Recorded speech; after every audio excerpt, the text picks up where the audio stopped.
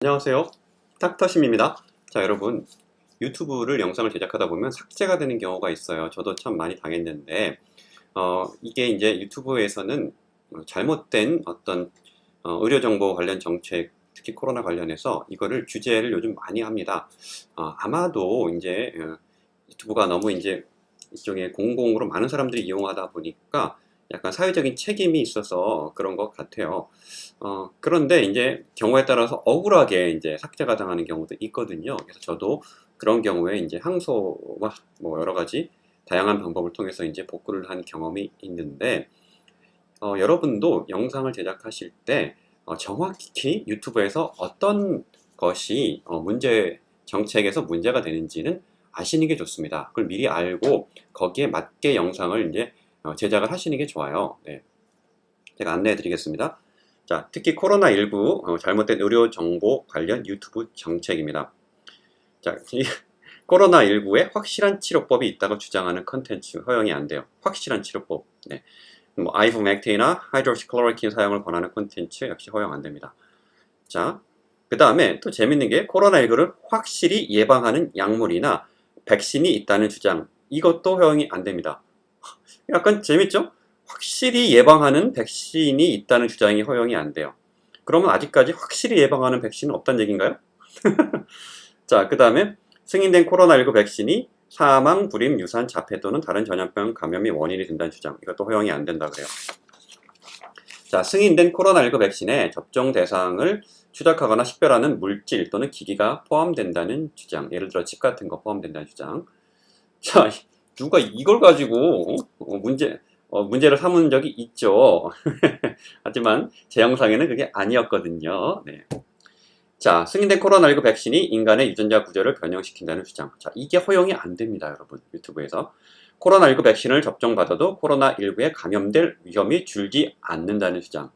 자, 코로나19를 접종받아도 코로나19에 감염될 위험이 줄지 않는다는 주장이 허용이 안 된다. 즉, 코로나19 백신을 맞으면 코로나19에 감염될 위험을 줄이기는 줄인다는 얘기입니다.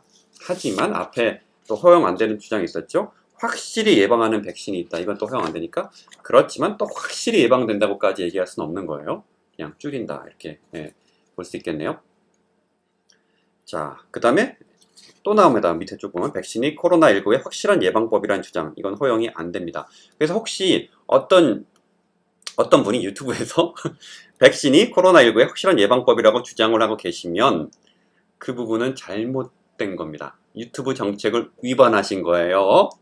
아시겠습니까? 유튜브 정책을 위반한 분들은 어떻게 된다고요? 영생 삭제되는 거예요. 날아갈 수 있습니다. 네.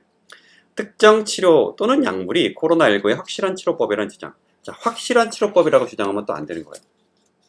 자, 코로나19 백신을 접종받으면 사망한다는 주장. 이것도 허용이 안 돼요, 유튜브에서. 자, 코로나19 백신이 인구 감소 수단으로 사용될 것이라는 주장. 역시 허용 안 됩니다. 자, 코로나19 백신이 코로나19 확산을 막는데 효과적이지 않다는 주장. 이게 허용이 안 돼, 유튜브에서. 자, 코로나19 백신에 마이크로칩 또는 추적기기가 포함된다는 주장. 자, 허용 안 됩니다. 자, 제 영상은 그런 얘기가 아니었어요. 자, 코로나19보다 계절성 독감의 사망률이 더 높다는 주장. 허용이 안 돼요. 코로나19가 사망률이 좀 더 높은 것 같습니다. 아마도. 아동은 코로나19에 걸릴 수 없거나 걸리지 않는다는 주장. 이것도 허용이 안 됩니다. 아동도 걸릴 수는 있어요. 근데 이제 확률이 낮을 뿐이죠. 그런데 여기서 이제 조금 부연 설명으로 잘못된 정보 관련 정책을 위반하였더라도 동영상, 오디오, 제목 또는 설명에 추가 맥락이 포함된 컨텐츠는 허용될 수 있다. 그러니까 비록 동영상 자체에 이런 잘못된 내용이 정책을 위반하는 그런 내용이 있다 하더라도 설명에 뭐 이렇게 달아주면 그건 또 허용되는 경우도 있다. 근데 그거는 케이스 바이 케이스예요. 그러니까 허용이 안 될 수도 있고 될 수도 있고. 그래서 전반적인 영상의 맥락은 일단은 이 원칙을 따라줘야만 이제 유튜브에서 허용을 한다. 이런 것입니다. 네. 근데 이제 뭐 추가 맥락으로는 현지 보건당국 또는 의료 전문가의 상반된 견해가 포함될 수도 있다. 근데 콘텐츠 목적 자체가 유튜브 정책을 위반하는 잘못된 정보를 비난하고 이의를 제기하고 풍자하는 것일 때는 인정될 수 있다. 또 시위나 공청회 같은 공개 포럼을 보여주는 콘텐츠도 유튜브 정책을 위반하는 잘못된 정보를 조장할 목적만 아니라면 그것도 인정될 수 있다. 그렇죠. 그러니까 한번 공청회를 통해서 이것이 맞는지 틀린지 이렇게 한번 얘기를 해보자. 하지만 전체적인 맥락은 아까 말한 유튜브의 정책을 따라가야 된다. 이런 얘기예요.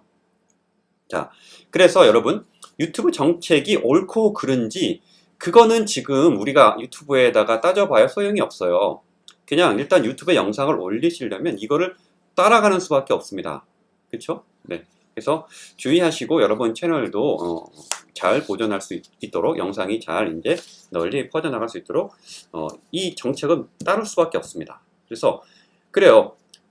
절이 싫으면 중이 떠날 수밖에 없습니다. 그렇죠? 만약에 이 정책을 따르기 싫으면요 유튜브에 올리지 말고 다른 데 올릴 수밖에 없습니다. 그렇죠? 네. 그래서 오늘은 유튜브에서 허용하지 않는 코로나19에 관련된 의료 정보 정책을 설명을 해드렸습니다.